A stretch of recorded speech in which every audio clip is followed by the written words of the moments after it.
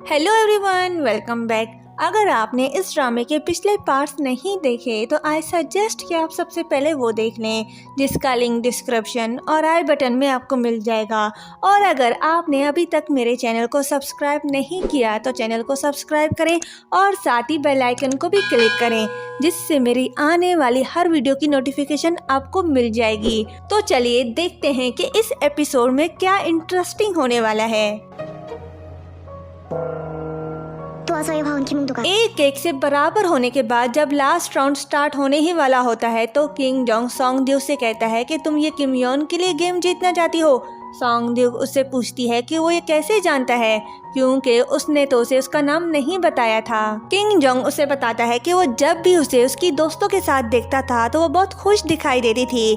फिर वो उसे पूछता है कि क्या तुम्हारी दोस्तें मुझसे ज्यादा इम्पोर्टेंट है। बेचारी सोंगद्यू ना हाँ कह सकती है ना कह सकती है, इसलिए वो कोई जवाब नहीं देती। खुद से ही ये फील करने के बाद कि सोंगद्यू के लिए उसकी दोस्तें उससे ज़्यादा इम्पोर्टेंट हैं तो वो जानबूझकर गेम हार जाता है और ताएहू के साथ चला जाता है। किंग जोंग उसकी विश पूरी कर देता है। जल्द ही किम योन महल वापस आती है। सारी दोस्तें खुश हो जाती हैं। किम योन के वापस आने के बाद नेक्स्ट डे सोंगद्यू किंग जोंग का शुक्रिया अदा करती है। किंग जोंग उसके चेहरे पर खुशी देखकर खुश होता है। सोंगद्यू को ये पता चलने के बाद कि किंग जोंग को असल दुश्मन का पता चल चुका है तो वो उसे एडवाइस देती है कि उन्हें कड़ी से कड़ी सजा दे। पर वो ये नहीं जानती कि किंग जोंग का असल दुश्मन और कोई नहीं, उसका सौतेला भाई है। उसे ये बात तब पता चलती है जब होंगद्यू आकर किंग जोंग से कहता है कि उसे अपने ही भाई को मारने का ऑर्डर देना होगा। ये सुनकर सोंगद्यू के हाथ से चाय का कप गिर जाता है।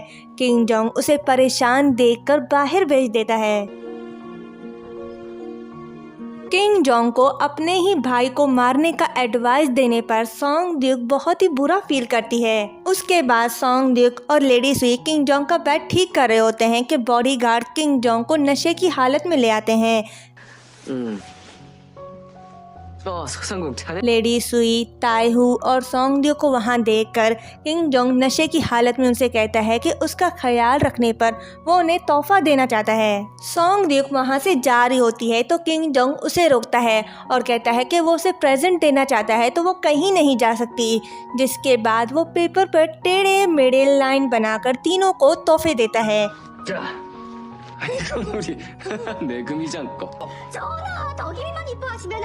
सोंगद्यू किंग जोंग के लिए हनी टी लेकर आती है तो वो देखती है कि किंग जोंग अभी तक अपने बेड पर नहीं सोया।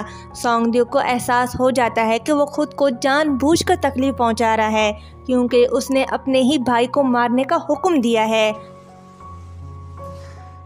हनी टी पिलाने के बाद सोंगद्यू उससे पूछती है कि क्या उसे तकलीफ हो रही है।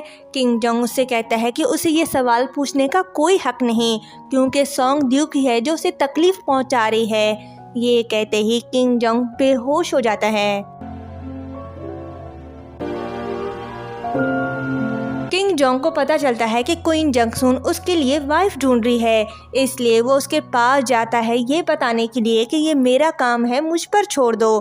क्वीन जंगसून उससे कहती है कि ये तुम्हारा काम नहीं है, ये मेरा काम है। तुम्हारा काम है कि उस लड़की को एक्सेप्ट करना जिसे मैं तुम्हारे लिए चुनूंगी। किंग जोंग कहता है तो इसका मतलब ये है कि आप मुझसे पूछे बगैर ही डिसीजन लोगी। क्वीन जंगसून कहती है कि जब तुमने मेरे भाई को यहाँ से निकाला तो क्या तुमने मुझसे डिस्कस किया? जब तुम सिर्फ एक मामूली शहजादे थे तब मैंने तुम पर एक एहसान किया, लेकिन जैसे ही तुम तख्त पर बैठे तुमने जल्द ही पुराने दिनों को भुला दिया। तुम यहाँ के बादशाह हो, लेकिन इंटरनल कोड मेरा काम है, इसमें इंटरफेयर होने की हिम्मत भी मत करना। फिर उसे हंसते हुए कहती है कि मैं तुम्हारे लिए बहुत ही अच्छी दुल्हन ढूंढूंगी। किंग जोंग क्वीन जंगसून के अगेंस्ट नहीं हो सकता, पर वो अपने माँ के अगेंस्ट हो सकता है, इसलिए वो उसके पास जाता है, क्योंकि उसी ने ही क्वीन जंगसून को इजाजत दी किंग जोंग के लिए लड़की ढूंढने की। वो उससे पूछता है कि उसने ऐसा क्यों किया। बिन्हो कहती है कि जब उसने उसके बहन, भाई और भतीजों को मारने की कोशिश की तो उसने चाहा कि क्वीन जंगसून उसके साथ हो, इसलिए उसने उसे इजाजत दी। और कहती है कि उसके पास कोई वजह नहीं थी, क्योंकि लड़की पहले ही चुन ली गई है। किंग जोंग कहता है होंगद्यू की बहन, बिन हो कहती है हाँ, क्योंकि वो वफादार है इसलिए उसके लिए अच्छा होगा।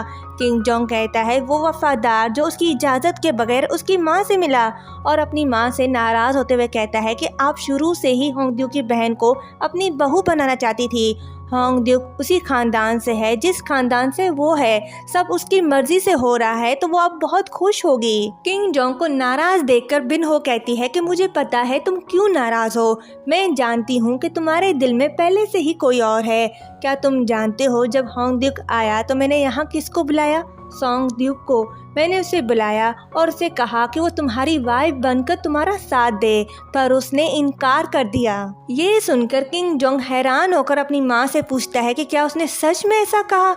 बिन हो कहती है अगर तुम चाहो तो मैं उसे फोर्स कर कर तुम्हारी वाइफ बना सकती हूँ, मैं भी उसे पसंद करती हूँ, लेकिन तुम मेरे बेटे हो जो मेरी जान से ज्यादा अजीज हो, तो बताओ तुम उससे क्या चाहते हो? किंग जोंग ये जानकर हैरान हो जाता है, जिसके बाद वो सोंगड्यू को बुक ढूंढने के बहाने लाइब्रेरी बुलाता है। सोंगड्यू उसे बुक ढूंढ के देती है तो वो उसे बुक लेकर रख देता है और कहता है बुक तो बस एक बहाना था, मैं तुमसे कुछ पूछना चाहता हूँ। क्या मेरी माँ ने तुम्हें बुलाया था? उसने तुमसे मुझसे शादी करने का पूछा और तुमने इनकार कर दिया? सोंगड्यू कहती है हाँ, मैंने इनकार कर दिया। किंग जोंग गुस्से से उसके पीछे जाते हुए कहता है कि मुझे ये बात मेरी माँ से क्यों पता चली? चाहे तुम हाँ कहती या ना, तुम्हें खुद आकर मुझे बताना चाहिए था। तुम डरती हो, चाहे जितना भी मैं तुमसे नाराज हूँ पर तुम्हारे साथ कुछ नहीं करता। तो बताओ क्या वजह थी जिस वजह से तुमने इनकार किया? सोंगड्यू बताती है मेरे पास जो कुछ भी है वो सब डिसअपीयर हो जाएगा। किंग जोंग कहता है मैं समझा नहीं, खुल के बताओ। सोंगड्यू कहती है अगर मैं तुम्हारी वाइफ बनती हूँ तो मुझे तुम्हें सब कुछ देना होगा और मेरे पास कुछ नहीं बचेगा। मेरी छोटी सी जिंदगी बदल जाएगी और मैं दोबारा अपनी पुरानी जिंदगी में कभी वापस नहीं जा पाऊंगी।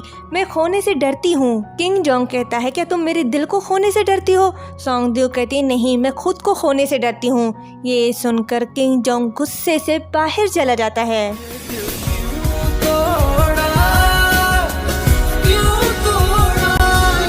Next day king Jong ministers को बताता है कि उसके लिए वाइफ चूज करना इंटरनल कोड का काम है, तो वो सबको इस टॉपिक पर बात करने से मना करता है। पर वो कहते हैं कि ये इस कंट्री और रॉयल फैमिली की सेफ्टी का सवाल है, तो हम इस टॉपिक को इंटरनल कोड का बिजनेस कैसे समझ सकते हैं? किंग जोंग कहता है उसके लिए वाइफ चूज करना क्वीन जंगसून का काम है।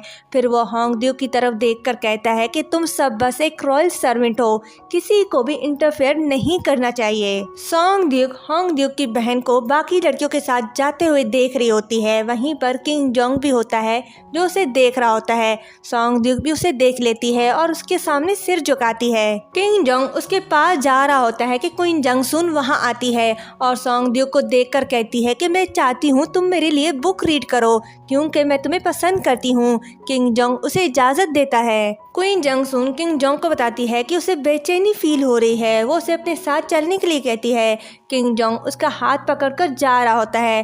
क्वीन जंगसून उससे कहती है कि अगर वो चाहे तो वो सोंगड्यू को फोर्स कर सकती है, पर किंग जोंग जानबूझकर उसकी बातों को नज़रअंदाज कर देता है और कहता है कि मैं नहीं जानता आप किस बारे में बात कर रही हो। लेडी स्वीट सब नौकरानियों को बताती है कि होंग दिन यानी कि होंगड्यू की बहन किंग जोंग की वुमेन बन चुकी है। आखिरकार होंगड्यू जैसा चाहता था वैसा ही हुआ। उसने अपनी बहन होंग दिन को किंग जोंग की वाइफ बना तो लिया, लेकिन उसका ये फैसला गलत था जो आगे जाके हमें पता चलेगा। ये न्यूज़ सुनने के बाद क्यांगी होंगड्यू के अगेंस्ट होती है और कहती है कि उस पर भरोसा नहीं किया जा सकता।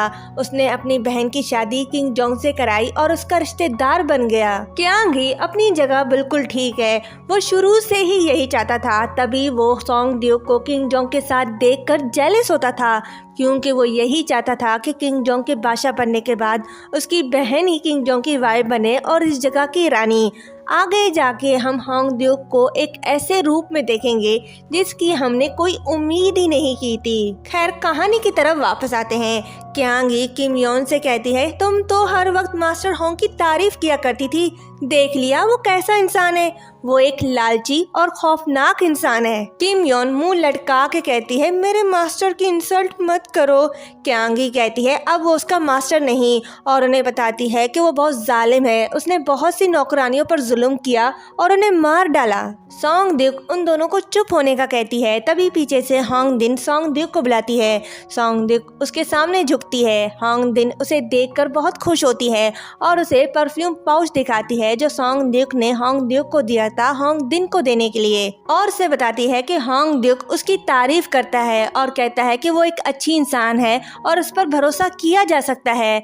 नौकरानी के बुलाने पर होंग दिन वहाँ से चली जाती है। उसके बाद सोंग द्यूक किंग जोंग का इंतजार कर रही होती है, लेकिन लेडी सुई उसे बताती है कि किंग जोंग आज रात वापस नहीं आएगा।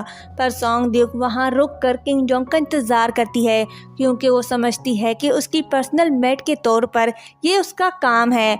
और यहीं पर ये पार्ट एंड होता है। Thank you so much for watching.